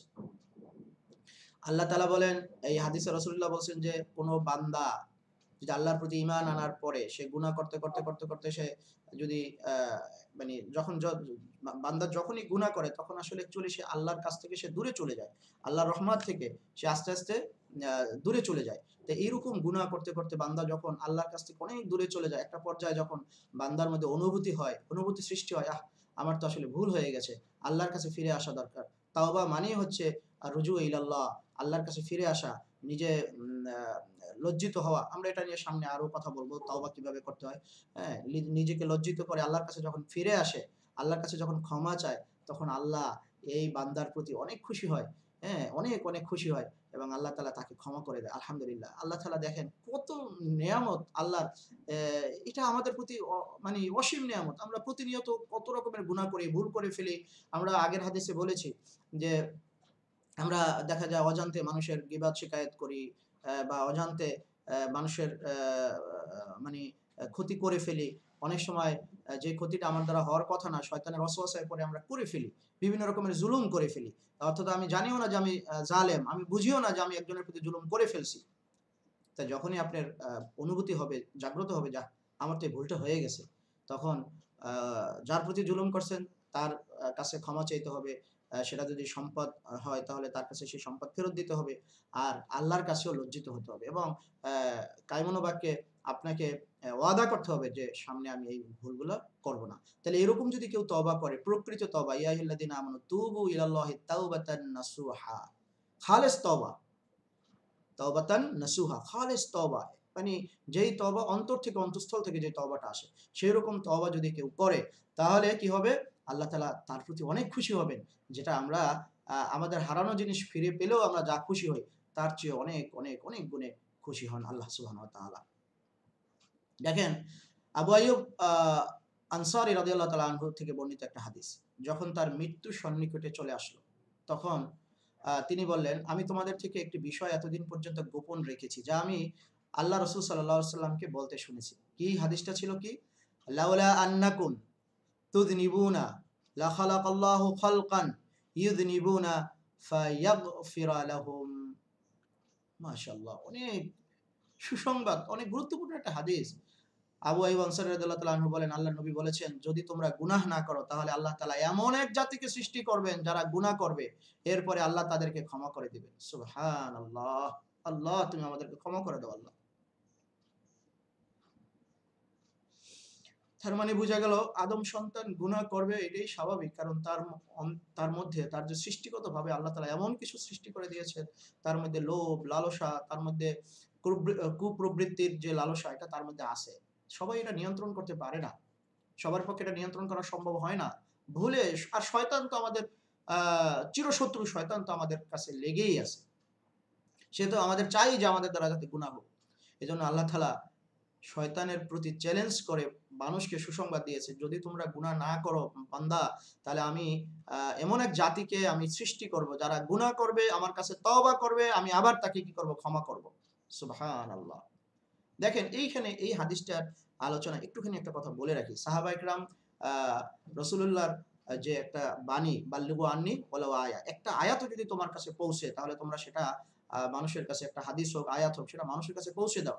আবু আইয়ুব আনসারী রাদিয়াল্লাহু তাআলা আনহুর কাছে এই হাদিসটা উনি ভয়ে বলেন নাই মানুষকে। কেন বলেন নাই শুরু থেকে? যে এই হাদিস যদি মানুষ শোনে তাহলে তো সবাই খালি গুনাহ করতে থাকবে। সাহাবা ইকরামের মধ্যে যদিও এই টেনডেন্সি নাই, কখনোই তারা গুনাহ করার কোনো প্রশ্নই আসে না। কিন্তু পরবর্তী প্রজন্মকে শিক্ষা দেওয়ার জন্য উনি এই হাদিসটা শুরু থেকে বলেন নাই। হাদিসটা উনি গোপন রেখেছেন। কিন্তু আল্লাহর নবীর কোনো হাদিস গোপন রাখার অধিকার কোনো সাহাবীর নাই। এইটা আবু আইয়ুব আনসারী রাদিয়াল্লাহু তাআলা আনহু তিনিও জানেন যে এখানে যত বড় সুসংবাদ হোক আর যত বড়ই আল্লাহর ক্ষমার সংবাদ হোক, এটা গোপন রাখা যাবে না। মানুষকে জানিয়ে দিতে হবে। আর আমি যদি না জানাই মানুষকে, তাহলে আমি রাসূলুল্লাহর একটা হাদিস গোপনকারী আমি হয়ে যাব। এজন্য মৃত্যুর আগে তিনি এই হাদিসটা বলেছেন। এরকম অনেক হাদিস আছে, অনেক সাহাবা ইকরাম শুরু থেকে বলেন নাই, কিন্তু মৃত্যুর আগে হাদিসগুলা জানিয়ে দিয়েছেন। মান ক্বালা লা ইলাহা ইল্লাল্লাহ দাখালাল জান্নাহ, কেউ লা ইলাহা ইল্লাল্লাহ বললেই জান্নাতে চলে যাবে। হ্যাঁ? যেমন এই হাদিস ওমর রাদিয়াল্লাহু তাআলা আনহু বলছিলেন যে, দেখো এখন এই হাদিস প্রচার করো না। কারণ মানুষ তাহলে কি করবে? আ এই হাদিসের উপর নির্ভর করে বসে থাকবে। তারা আমল করবে না। হ্যাঁ? আ এজন্য এই হাদিসটা ওমর রাদিয়াল্লাহু তাআলা আনহু আবু হুরায়রা রাদিয়াল্লাহু তাআলা আনহুকে বলেছেন, "আচ্ছা দাঁড়াও তো দেখি কি আল্লাহর নবী কি বলছেন। আর আগে একটু জাস্টিফাই করে নেই। আগে একটু ভালো করে আমরা বুঝে নেই যে লা ইলাহা ইল্লাল্লাহ বললেই, তারপরে এই লা ইলাহা ইল্লাল্লাহর ব্যাপারে আমরা অন্যান্য হাদিস দ্বারা আমরা বলেছি খালিসান মিন কলবিহি, যে অন্তরের অন্তঃস্থল থেকে বলবে। হ্যাঁ? তারপরে এরকম অনেক শব্দ এখানে আছে। হ্যাঁ? তার দ্বারা বোঝা যায় লা ইলাহা ইল্লাল্লাহ কেউ যদি বলে মুখে তাহলে অবশ্যই লা ইলাহা ইল্লাল্লাহর দাবি অনুযায়ী তাকে আমল সে করবে। এইটাই লা ইলাহা ইল্লাল্লাহর দাবি, এবং এই আমল করলেই সে দাখালাল জান্নাহ। তাহলে এরকম আরেকটা হাদিস এইটা, লাউলা আন্নাকুম তুযনিবুনা লা খালাকাল্লাহু খালকান ইউযনিবুনা ফায়াগফিরা লাহুম, তোমরা গুনাহ না করলে এমন একটা জাতিকে আল্লাহ তৈরি করবেন, তারা গুনাহ করবে, আল্লাহর কাছে তওবা করবে, এবং আল্লাহ সুবহানাহু ওয়া তাআলা তাদেরকে ক্ষমা করবেন। সুবহানাল্লাহ। আল্লাহ, আল্লাহ আমাদেরকে এই হাদিসের, আল্লাহর নবীর এই হাদিসের উসিলায় হলেও আমাদেরকে ক্ষমা করে দেন। সম্মানিত দ্বীনী ভাই ও বোনেরা, আমাদের এই হাদিস ডিপ্লোমা কোর্সের শিক্ষার্থীবৃন্দ, সময় আছে এখনো। আমরা যে যত গুনাহ করে ফেলি, সেটা জেনা হোক, ব্যভিচার হোক, মানুষের প্রতি অত্যাচার হোক, জুলুম হোক, সুদ হোক, ঘুষ হোক, দুর্নীতি হোক, যাই হোক, যেকোনো গুনাহ, এমনকি যদি মানুষকে হত্যাও করা হয়, কেউ যদি এরকমও জঘন্য অপরাধ যদি করে, তাহলে আল্লাহ তাআলার কাছে ক্ষমা চাইতে হবে। ক্ষমা চাইলে আল্লাহ সুবহানাহু ওয়া তাআলা কি করবেন? ক্ষমা করে দেবেন। দেখেন এখানে এই রিলেটেড আরেকটা হাদিস আমরা বলি, হে আদম সন্তান, নিশ্চয়ই তুমি যতক্ষণ পর্যন্ত আমাকে আহ্বান করবে, ডাকবে। এটা হলো এই হাদিসের যে আলাদা, আলাদা যে শব্দগুলা আমরা যেটা বলছেন, সেই আলাদা, আলাদা শব্দ আমরা ব্যাখ্যা করি যে, হে আদম সন্তান, নিশ্চয়ই তুমি যতক্ষণ পর্যন্ত আমাকে আহ্বান করবে, ডাকবে, আমার প্রতি আশা রাখবে। এটার দ্বারা অর্থ কি? অর্থাৎ আল্লাহর প্রতি আমাদের ভালো ধারণা করতে হবে। এটাই হলো আরেকটা হাদিসের সমর্থক, যে আনা ইনদা যন্নি আবদি বি ফালিয়াযুন্না বি মা শা, আমার প্রতি আমার বান্দা যেমন ধারণা পোষণ করে আমি তার সঙ্গে ঠিক তেমনই আচরণ করি।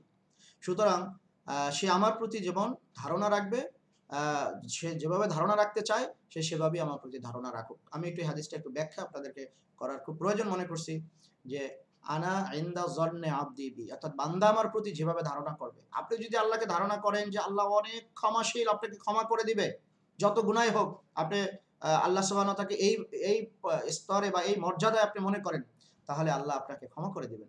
আর যদি আপনার মনের মধ্যে সংকীর্ণত থাকে, এত গুনাহ করছি, আল্লাহ কি মাফ করবেন? হ্যাঁ? এত অপরাধ করার পরেও কি আমরা তো দুনিয়াতে তো আমরা মাফ করতে পারি না। দেখেন আমাদের সাথে ছোটখাটো কারোর সাথে হলে এটা প্রতিশোধ নেওয়া শুরু করে দিই, প্রতিশোধ নেই।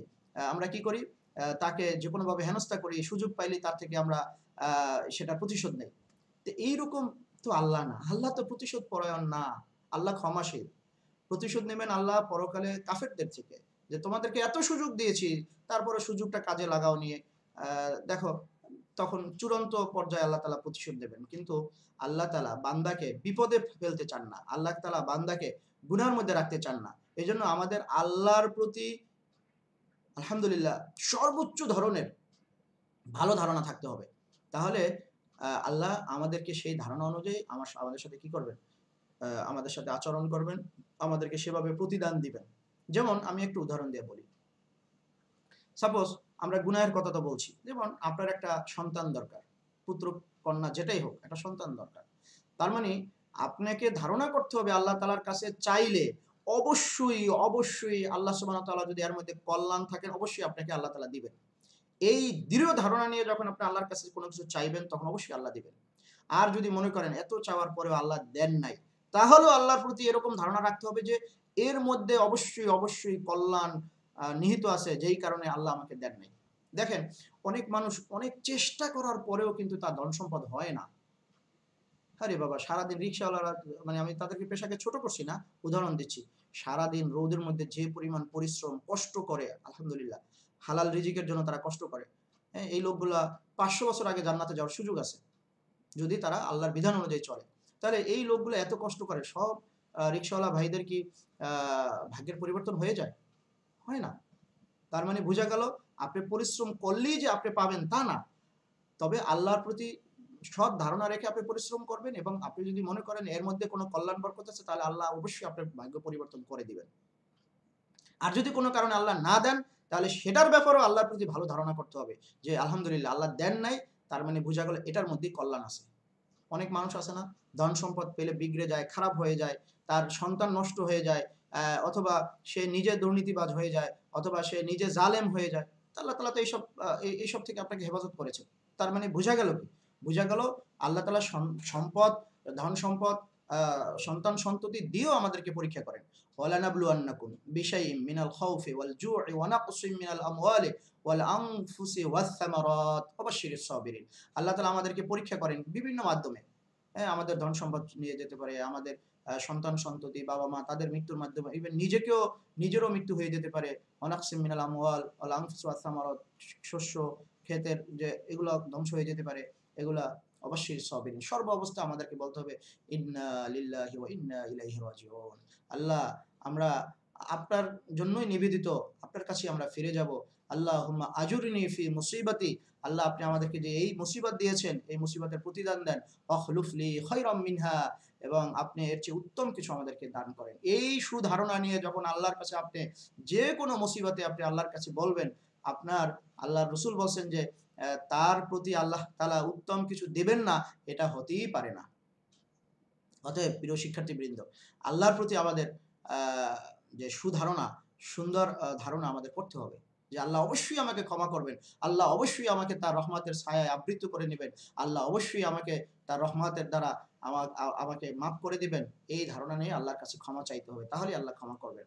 এবং ক্ষমা চাওয়ার যে শর্তগুলো আমি সামনে বলছি, আলোচনা করবো সেই শর্ত সাপেক্ষে।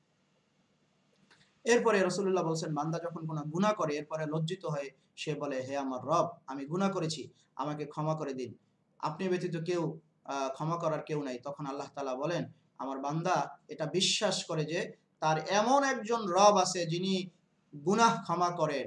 সুবহানাল্লাহ। এর আরেকটা হাদিস, যে অন্য বর্ণনায় আল্লাহ তাআলা, আল্লাহর নবী বলেছেন, বান্দা গুনাহ করার পরে লজ্জিত হয়ে আল্লাহর কাছে যখন বলে, আল্লাহ আমাকে ক্ষমা করে দেন, তখন আল্লাহ খুশি হয়ে বলেন, আমার একটা বান্দা, তার এমন বিশ্বাস আছে যে তার একজন রব আছে যিনি গুনাহ ক্ষমা করেন এবং গুনাহের কারণে পাকড়াও করেন। আমি তোমাদেরকে, ফেরেশতাদেরকে সাক্ষী রেখে আল্লাহ তাআলা বলেন, আমি তাকে ক্ষমা করে দিলাম।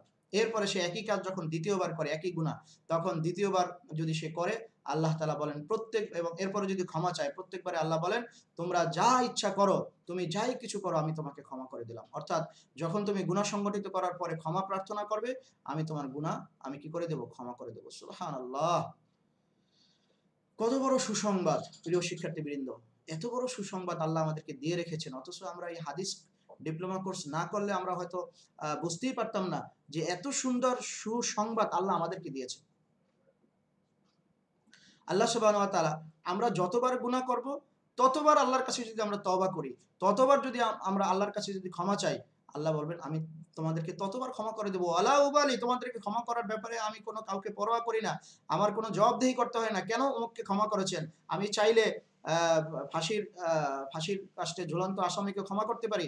আমি চাইলে যেকোনো কাউকে আমি ক্ষমা করতে পারি। বনী ইসরাইলের ঘটনা আপনারা জানেন। এক মহিলা, হ্যাঁ? বনী ইসরাইলের এক মহিলা, সে পথ দিয়ে যখন যাচ্ছিলেন দেখলেন যে সে জেনাকারী একজন নারী। দেখলো যে পথ দিয়ে যাচ্ছিলেন একটা কুকুর পিপাসার্ত হয়ে সে কি করছে? জিহ্বা হাঁপাচ্ছে, খুব কষ্ট পাচ্ছে।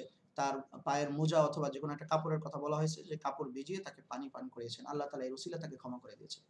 অথচ সে কি ছিল? জেনাকারী মহিলা ছিল। আবার আল্লাহ তাআলা দেখেন, ভালো একজন মানুষ, সে ইচ্ছা করে একটা বিড়ালকে কষ্ট দিত। বনী ইসরাইলের ঘটনা। বিড়ালকে কষ্ট দিত, তাকে খাবারও দেয় না, আবার তাকে ছেড়েও দেয় না। এই ঘটনা আমরা সবাই জানি। আমি জাস্ট একটু ইঙ্গিত দিচ্ছি যে তখন আল্লাহ তাআলা এই গুনার কারণে তাকে জাহান্নামে তাকে দিয়েছেন। অতএব আল্লাহ কাকে ক্ষমা করবেন আর কাকে ক্ষমা করবেন না, এ ব্যাপারে বান্দার কোনো ইখতিয়ার নাই। আল্লাহ যাকে চান তাকে ক্ষমা করবেন, তার মহানুভবতার মহানুভবতার মধ্যে তাকে শামিল করবেন, তার ক্ষমার মধ্যে তাকে শামিল করবেন। অতএব এ ব্যাপারে বান্দার কিছু বলার নাই, বান্দার কিছু করারও নাই। আমাদের আল্লাহর প্রতি ভালো ধারণা নিয়ে আমরা আল্লাহকে বলবো, ক্ষমা চাওয়া, আল্লাহর কাছে কায়মনোবাক্যে ক্ষমা প্রার্থনা করব, তাহলে আল্লাহ ক্ষমা করবেন। কিন্তু প্রিয় শিক্ষার্থীবৃন্দ, ক্ষমা পাওয়ার জন্য আমাদের কিছু শর্ত আছে, যেটা আমি একটু আগে বলতে চেয়েছি এবং এখন সেটা আমাদের বলা উচিত। সেটা হচ্ছে, তওবা যখন আমরা করব, তওবা করার ৩ টা শর্ত। একটা হলো স্থায়ীভাবে গুনাহ পরিত্যাগ করা।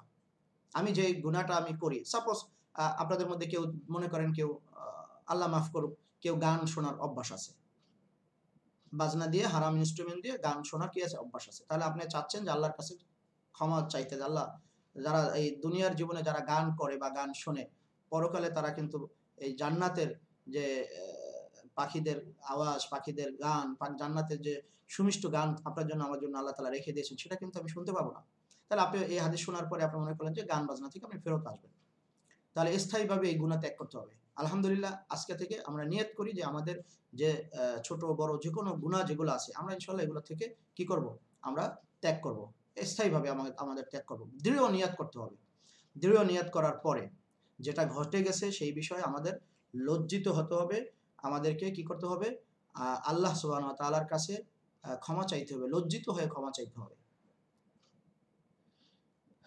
লজ্জিত বলতে, যে আল্লাহর কাছে আপনাকে লজ্জিত হতে হবে। আল্লাহ, এই গুনাহটা যে হয়ে গেছে, আমার নিজের কারণে হোক, শয়তানের ওয়াসওয়াসায় হোক, আল্লাহ আমি খুবই লজ্জিত। আল্লাহ, আমি এই গুনাহ আমি আর দ্বিতীয়বার করব না। এইভাবে আ লজ্জিত হয়ে আল্লাহর কাছে ক্ষমা চাইতে হবে। ৩ নম্বর শর্ত হচ্ছে পুনরায় একই গুনাহ না করার মর্মে প্রতিজ্ঞা করা। অন্তরের অন্তঃস্থল থেকে প্রতিজ্ঞা করব, ইনশাআল্লাহ আমার দ্বারা আর এই গুনাহ হবে না। তাহলে এই ৩ টা প্রতিজ্ঞা আমাদের করতে হবে। আর চতুর্থ যে বিষয়টা আমরা বলবো সেটা হলো, এই যে গুনাহ থেকে তওবা করার ক্ষেত্রে যদি মানুষের অধিকার সম্পৃক্ত হয়, মানুষের হক আছে এটার সাথে জড়িত, তাহলে তৎক্ষণাৎ তার ওই হকটাকে পরিশোধ করে দিতে হবে, আদায় করে দিতে হবে এবং তার কাছ থেকে ক্ষমা চেয়ে নিতে হবে। আর যদি বিষয়টা তার এবং বান্দার মাঝে যদি হয়, তাহলে সে আল্লাহর কাছে মানে ক্ষমা চাইবে এবং ওই কাজে আর ফেরত যাবে না। এবং এটার জন্য যদি কোনো কাফফারা থাকে, যেমন সে রোজা যদি কেউ ছেড়ে দেয়, তাহলে রোজার জন্য কাফফারা আছে, ইচ্ছাকৃত রোজা ছেড়ে দিলে, হ্যাঁ? এই ধরনের যদি কোনো কাফফারা থাকে, তাহলে তার এই কাফফারাটা আদায় করে নেবে। এটা হলো চতুর্থ শর্ত। এটা হলো ৪ নম্বর শর্ত। এখন আমি একটা উদাহরণ দিয়ে বুঝাই। ধরেন একটা মানুষ সরকারি কর্মকর্তা ছিল, সরকারি ইঞ্জিনিয়ার ছিল অথবা সরকারি কর্মকর্তা ছিল। মাশাআল্লাহ, তার এমন ভালো মানুষ সে, ঘুষ ছাড়া তার কি হয় না? ফাইলই চলে না। এটাকে বলে স্পিড মানি। আমাদের রাষ্ট্রীয় ভাষায় এটাকে ঘুষ বলা নিষেধ, স্পিড মানি বলে। তো এখন এই লোক মনে করেন সরকারি চাকরিজীবী, যেহেতু তাকে গভর্নমেন্টের যে চাকরি তাকে দিয়েছে যে মানুষের সেবা করবে এবং তার জন্য কিন্তু নির্ধারিত বেতন আছে। তো সেই লোক ওই নির্ধারিত বেতন না করে সে কি করত? সে মনে করেন বিভিন্ন রকমের ঘুষ খেত। কারো থেকে 50,000, 1,00,000, 5,00,000, 10,00,000, বিভিন্ন কাজের ধরন অনুযায়ী। এখন এই জাতীয় মানুষ যদি ক্ষমা চাইতে চায় আল্লাহর কাছে, তাহলে তার করণীয় হলো, প্রথম কথা হলো এই গুনাহ থেকে তাকে ফেরত আসতে হবে, স্থায়ীভাবে তওবা করতে হবে, লজ্জিত হতে হবে, এবং এই সুদ ঘুষ সেকেন্ড টাইম খাবে না, এটাই করতে হবে। আর 4 নম্বর, মানুষের অধিকার আদায় করে দিতে হবে। এখন আপনাদের কাছে প্রশ্ন থাকতে পারে যে স্যার, আমরা যে মানুষের অধিকার আদায় করব, তো এই লোক তো মনে করেন 20 বছর সরকারি চাকরি করছে, 50 বছর বা 30 বছর, এই 20-30 বছরে কত মানুষের কাছ থেকে যে খেয়েছে তার তো কোনো হদিস নাই, তাহলে এই লোক কি করবে? যথাসম্ভব যদি মনে থাকে, যতটুকু মনে আছে ততটুকু আদায় করে দিবে। আর যেটা মনে নাই, একটা কমপক্ষে একটা ধৈর্য, মানে মানে নিজে একটা ধারণা করে হলো যে আমি ডেইলি মনে করেন 50,000, 10,000, 20,000 ঘুষ খেয়েছি, তাহলে আমার 50 বছরে আমি হয়তো এরকম খেতে পারি। তাহলে ওই টাকাটা সওয়াবের নিয়াত ছাড়া, কারণ এই টাকাটা কিন্তু তার নিজের না, সে জুলুম করে সে নিয়েছে, সওয়াবের নিয়াত ছাড়া সে দান করে দিবে। এবং দান করবে যে যার টাকা আল্লাহ তাআলা তাকে সওয়াব দেয়, সে নিজে সওয়াবের নিয়াত করবে না। এইভাবে যদি সে এই মানুষকে দান করে দেয় সওয়াবের নিয়াত করা ছাড়া, তাহলে আল্লাহ তাআলা তাকে ক্ষমা করবেন এবং তার ক্ষমা পাওয়ার সুযোগ আছে। এছাড়া বান্দার হক ক্ষমা পাওয়ার কোনো সুযোগ নাই। আল্লাহ তাআলা বান্দার হকের ব্যাপারে খুবই কঠিন। এখানে কিন্তু কোনো আল্লাহর সিয়াতু মাগফিরাতিল্লাহ, এটা কিন্তু আল্লাহ তাআলা করবেন না। হাশরের ময়দানে বান্দারা যখন দাঁড়াবেন, তখন একেকজন বলবে, আল্লাহ অমুকের কাছে তো আমার এই হক আছে, পাওনা আছে, অমুকের কাছে আমি এইটা পাওনা আছে। তখন আল্লাহ বলবেন দিয়ে দাও। তাহলে তখন ধরেন কেউ যদি ঘুষ খায়, 50,000 টাকা ঘুষ খেয়েছে, তা হাশরের ময়দানে কি আপনি টাকা দিতে পারবেন? ওখানে তো টাকা চলে না। তাহলে কি করবে? তাহলে ওই ব্যক্তি আল্লাহ সুবহানাহু ওয়া তাআলার ওই ব্যক্তিকে বলবেন, তাহলে যেহেতু তুমি যেহেতু টাকা ফেরত দিতে পারছো না, হ্যাঁ, অথবা তার জমিন আইল ঠেলে খেয়েছো, সেটা ফেরত দিতে পারছো না, তাহলে কি করো? তোমার যে সওয়াব আছে সেখান থেকে একটা অংশ তাকে দিয়ে দাও। এইভাবে সে দিয়ে দেবে, সওয়াব দিতে বাধ্য, কারণ তখন তো আর ঘাটতারামি করার সুযোগ নাই, দিয়ে দেবে। এখন মানে সওয়াব দিতে দিতে মনে করেন তার সওয়াবও নাই, তখন আল্লাহ তাআলা বলবেন, তাহলে এই ব্যক্তির যে গুনাহ আছে, সেই গুনার একটা অংশ তুমি কি করো? কাঁধে নিয়ে নাও। সম্মানিত শিক্ষার্থীবৃন্দ, এই হলো বান্দার হক। অতএব আমি আমি নিজের জন্য নসিহত করব, এবং আমাদের এখানে যারা শিক্ষার্থী এবং অন্যান্য যারা শুনছেন সবার জন্য একই নসিহা, যে দেখেন, যদি বান্দার হক যদি জড়িত থাকে, সেটা যদি আপনার কারো সম্মান যদি আপনি হানি করেন, কাউকে যদি আপনি ক্ষমা না মানে তার কাছে যদি ক্ষমা চেয়ে না নেন, তার যদি অজান্তে যদি গীবাত শিকায়াত করেন বা তার কোনো ক্ষতি করেন, তাহলে আমাদের সময় শেষ হওয়ার আগেই তার কাছে ক্ষমা চেয়ে নেওয়া এবং তার কাছে মাপ চেয়ে নেওয়া, যাতে করে সে আল্লাহর দরবারে আপনাকে আমাকে আসামি করে না দাঁড় করাতে পারে। এখন একটা প্রশ্ন আমাদের আসতে পারে যে স্যার, যে আমি তওবাও করলাম, আমি লজ্জিতও হলাম, আল্লাহর কাছে এই গুনাহটা করব না, কিন্তু তারপরও বারবার আমার কাছে এই গুনাহটা হয়ে যায়, তখন আমার করণীয় কি? ওই যে আগে একটা উদাহরণ দিলাম গান শোনার কথা। সে মনে করেন কায়মনোবাক্যে কি করছে, গান শুনবে না, কিন্তু তারপরেও সে শয়তানের ওয়াসওয়াসায় পড়ে আবার মাঝে মাঝে গান শুনে ফেলে। তাহলে তার যদি এই যাবতীয় শর্ত পূরণ থাকে, হ্যাঁ, প্রত্যেকবার সে যদি এই মর্মে তওবা করে যে আমি আর গান শুনবো না, তাহলে আল্লাহ তাআলা প্রত্যেকবারই তাকে ক্ষমা করে দেবেন। এই ঘোষণা এই হাদিসের দ্বারা আমরা বুঝতে পারি। প্রিয় শিক্ষার্থীবৃন্দ, এরপরে রাসূলুল্লাহর বাণী, তোমার দ্বারা যা সংগঠিত হয়েছে, অর্থাৎ তোমার বারংবার যে গুনাহ যে তুমি লিপ্ত হও, এটা যতবারই সংগঠিত হয়, ওয়ালা উবালি, এটা মাফ করার ব্যাপারে আমি কি করি না? পরোয়া করি না। আমি তোমার সমস্ত গুনাহ আমি মাফ করে দেব। এরপরে আল্লাহ তাআলা এই হাদিসের মধ্যে বলেছেন, হে আদম সন্তান, যদি তোমার গুনাহ আসমানের দিগন্ত পর্যন্ত পৌঁছে যায়, এরপরে তুমি আমার নিকট ক্ষমা প্রার্থনা করো, তাহলেও আমি তোমাকে ক্ষমা করে দেব। অর্থাৎ গুনাহের যে অবকাঠামো, এইটা যদি এরকম আসমান এবং জমিনের মধ্যবর্তী স্থান পূর্ণ হয়ে যায়, এবং এর চেয়েও যদি বেশি হয়, কিন্তু আল্লাহর বদান্যতা, আল্লাহর সহনশীলতা, আল্লাহর ক্ষমা এর চেয়ে অনেক অনেক অনেক অনেক অনেক গুণ অনেক বেশি। অতএব কোনো সুযোগ নাই যে আল্লাহ এখানে আপনাকে ক্ষমা করবে না, কারণ আহ, আল্লাহ তাআলা আল্লাহ রাসূল সাল্লাল্লাহু আলাইহি ওয়াসাল্লাম বলেছেন যে যে আল্লাহর রহমত তার গজবের উপরে কি হয়েছে? তার রাগের উপরে বিজয়ী হয়েছে। অতএব যত গুনাহই হোক, আল্লাহর কাছে ক্ষমা চাইলে এবং শর্তগুলো মেনে যদি ক্ষমা করা হয়, তাহলে আল্লাহ তাআলা তাকে ক্ষমা করে দেবেন। এরপরের রাসূলুল্লাহ সাল্লাল্লাহু আলাইহি ওয়াসাল্লামের বাণী, হে আদম সন্তান, তুমি আমার নিকট জমিনের সমপরিমাণ গুনাহ নিয়ে যদি উপস্থিত হও, অর্থাৎ আসমানের সমপরিমাণ গুনাহ নিয়ে উপস্থিত হলেও মাফ করে দেব, জমিনের সমপরিমাণ গুনাহ নিয়ে উপস্থিত হলেও মাফ করে দেব। তবে একটা শর্ত আল্লাহ তাআলা বলেছেন, এরপরেও আমার সঙ্গে যদি অংশীদার না করে, শিরিক না করে যদি আমার সাথে সাক্ষাৎ করো, তাহলে আমি তোমার জমিনের আসমানের যত পরিমাণ গুনাহ আছে সব মাফ করে দেব। অতএব শর্ত হলো আল্লাহর কাছে শিরিক করা যাবে না। মৃত্যুর আগে এই শিরিক যদি কেউ শিরিক করেও থাকে, হয়েও যায়, শয়তানের ওয়াসওয়াসায় পড়ে, তাহলে মৃত্যুর আগে হলো এই শিরিকের গুনাহ থেকে আল্লাহর কাছে মাফ চাইতে হবে। যদি মাফ চাওয়ার সুযোগ থাকে, মাফ চাইলে আল্লাহ তাআলা শিরিকের গুনাহ আল্লাহ তাআলা মাফ করতে পারেন। কিন্তু মৃত্যুর পরে শিরিকের গুনাহ আল্লাহ তাআলা কি করবেন না? আমাদেরকে মাফ করবেন না। কারণ আল্লাহ তাআলা এখানে স্পষ্ট ঘোষণা করে দিয়েছেন, ইন্নাল্লাহা লা ইয়াগফিরু আন ইউশরাকা বিহি ওয়া ইয়াগফিরু মা দুনা যালিকা লিমান ইয়াশা। আল্লাহ তাআলা বলেছেন, নিশ্চয়ই আল্লাহ তাআলা তার সঙ্গে অংশীদার সাব্যস্ত করার গুনাহ কি করবেন না? মাফ করবেন না। ওয়া ইয়াগফিরু মা দুনা যালিকা লিমান ইয়াশা। এই শিরিক করা ছাড়া অন্য যত গুনাহ আছে আল্লাহ চাইলে লিমান ইয়াশা, যাকে চাইবেন তাকে মাফ করবেন। এখানেও কিন্তু একটা কথা আছে যে লিমান ইয়াশা মানে আল্লাহ যে মাফ করেই দিবেন এরকম না। আল্লাহর রহমত যার প্রতি আল্লাহ তাআলা রহম করতে চাইবেন তাকে আল্লাহ তাআলা মাফ করবেন। অতএব প্রিয় শিক্ষার্থীবৃন্দ, আমরা একেবারে শেষ পর্যায়ে চলে আসছি যে আমাদের শর্ত হলো শিরিক করা যাবে না। শিরিকের গুনাহ আল্লাহ সুবহানাহু ওয়া তাআলা কখনোই ক্ষমা করবেন না, এটা আল্লাহ ঘোষণা করে দিয়েছেন। শিরিক মারাত্মক গুনাহ, অনেক বড় গুনাহ, এবং এই গুনাহ থেকে কেন মারাত্মক গুনাহ? ইন্না শিরকা লা যুলমুন আযীম। শিরিক হচ্ছে সবচেয়ে বড় গুনাহ, বড় জুলুম। অতএব এই গুনাহ থেকে আমাদেরকে বেঁচে থাকতে হবে, এবং এই গুনাহ আল্লাহ তাআলা ক্ষমা করবেন না, এটা বারবার ঘোষণা যেহেতু করেই দিয়েছেন আল্লাহ তাআলা। অতএব শিরিকের গুনাহ ছাড়া অন্য যে কোনো কবিরা গুনাহ হোক, সগীরা গুনাহ হোক, যে কোনো গুনাহ, আমরা একটু আগে আপনাদেরকে বলেছিলাম যে আল্লাহ কোন ধরনের গুনাহ মাফ করবেন। কবিরা সগীরা সব গুনাহ। তবে কবিরা গুনাহ মাফ হওয়ার জন্য শর্ত হলো তওবা করা। আর আমরা তো সেটা আলোচনা করেছি যে যখন আল্লাহর কাছে কায়মনো বাক্যে যখন কেউ তওবা করে আল্লাহ তাআলা সেটা মাফ করে দেবেন। অতএব কবিরা গুনাহ হোক, সগীরা গুনাহ হোক, যে কোনো ধরনের গুনাহ হোক, আল্লাহ সুবহানাহু ওয়া তাআলা আমাদেরকে সকল গুনাহ কি করে দিবেন? মাফ করে দিবেন। প্রিয় শিক্ষার্থীবৃন্দ, আমরা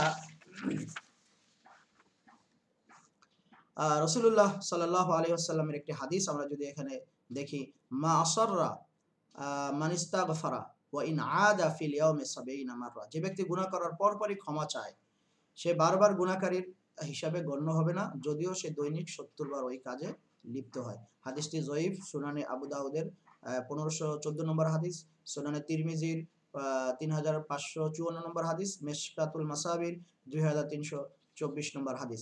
এছাড়াও আবু হুরায়রা রাদিয়াল্লাহু তাআলা আনহু থেকে আরেকটা হাদিস বর্ণিত আছে, হুসনুজ জন্নে মিন হুসনিল ইবাদা। উত্তমভাবে আল্লাহর ইবাদতের অন্তর্ভুক্ত হলো তার উপর উত্তম ধারণা পোষণ করা। অতএব এই হাদিস দ্বারাও আমরা যেটা বুঝতে পারি যে আমাদের দ্বারা যদি একই গুনাহ যদি বারবার হয়, সেটা যদি শিরকের গুনাহ না হয়, আল্লাহ তাআলা কিন্তু আমাদেরকে কি করবেন? ক্ষমা করবেন, এবং আল্লাহর অশেষ ক্ষমার মধ্যে আমরা শামিল হব। প্রিয় শিক্ষার্থীবৃন্দ, এর পাশাপাশি আমি আরেকটা বিষয় আপনাদেরকে অনুরোধ করব, শিরিকের গুনার পাশাপাশি আমরা বিদআতের গুনাহ যাতে আমরা না করি। কারণ বিদআতের গুনাহ করলে কি হয়? বান্দা বিদআতের গুনাহ থেকে এই কি মানে তওবা করার সুযোগ হয় না। কারণ গুনাহ যখন আমাদের বারবার হয়, বারবার হয়েই যায়, তখন কিন্তু আমাদের তওবা করার সুযোগ হয় যে আমি ভুল করেছি। যেমন একজনে চুরি করলো, ব্যভিচার করলো, গান বাজনা শুনলো, বা এরকম খারাপ কাজ করলো। এগুলো সে বুঝতেই পারে যে এটা আমার আসলে হালাল না, হারাম জিনিস। কিন্তু বেদাত করে মানুষ এটাকে সওয়াব মনে করে, এবং অনেক বড় সওয়াবের কাজ মনে করে, সে কি করে? বেদাত করে। যার কারণে তার তওবা করার সুযোগ হয় না। এই কারণে আমি বলছি যে শিরিকের গুনার পাশাপাশি বিদআতের গুনাহ থেকেও আমাদেরকে বিরত থাকতে হবে, যাতে আল্লাহ সুবহানাহু ওয়া তাআলা আমাদেরকে বিদআতের গুনাহ থেকেও আমাদেরকে কি থাকে? বিরত রাখেন। যেমন ২-১ টা উদাহরণ দেই, যে রাসূলের প্রতি দরুদ ও সালাম পেশ করব রাসূল যেভাবে বলেছেন। কিন্তু প্রচলিত যেভাবে আমরা একেবারে মিলাদ, কিয়াম, তারপরে বিভিন্ন আনুষ্ঠানিকতাভাবে রাসূলের জন্মদিন পালন করা, রাসূলের মৃত্যুদিন পালন করা, তারপরে যেমন চল্লিশা করা, বা ৭ দিন ৩ দিন মৃত্যুবর্তীকে এগুলা করতেই হবে, না করলে গুনাহ হবে।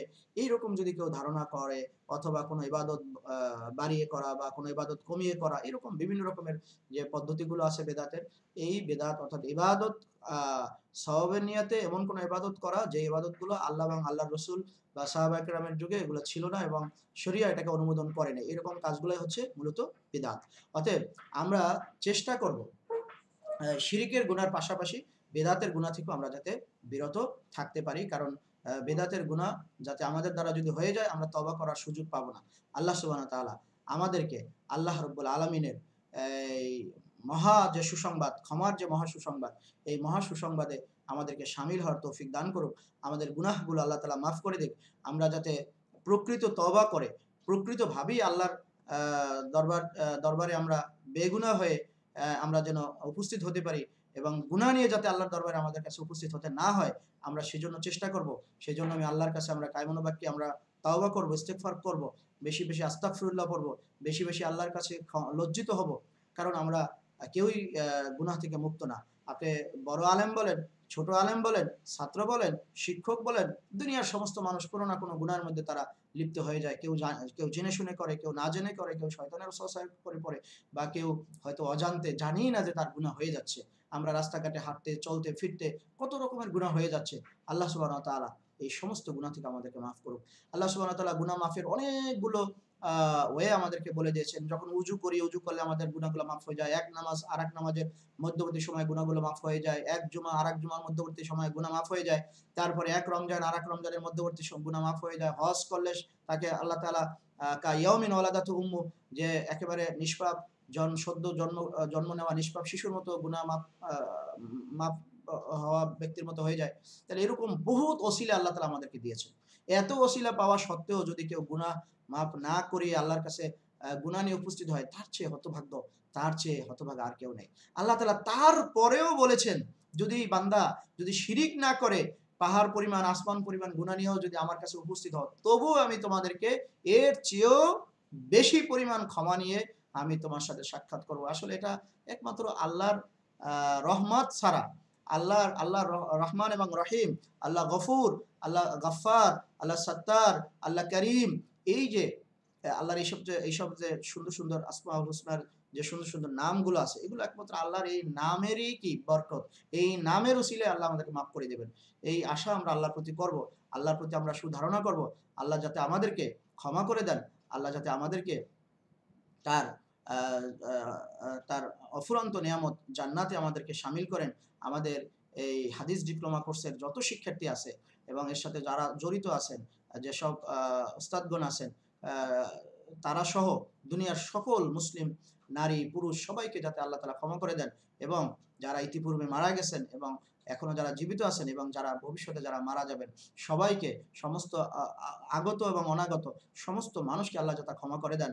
তার রহমতের ছায়া যাতে আমাদের শামিল করেন এবং আমরা যাতে শিরিক না করে আল্লাহর কাছে উপস্থিত হতে পারি, সেই তৌফিক যাতে আল্লাহ তাআলা দান করেন। ওয়া আখির দাওয়ানা আনিল হামদুলিল্লাহি রাব্বিল আলামিন। আসসালামু আলাইকুম ওয়া রাহমাতুল্লাহি ওয়া বারাকাতুহু।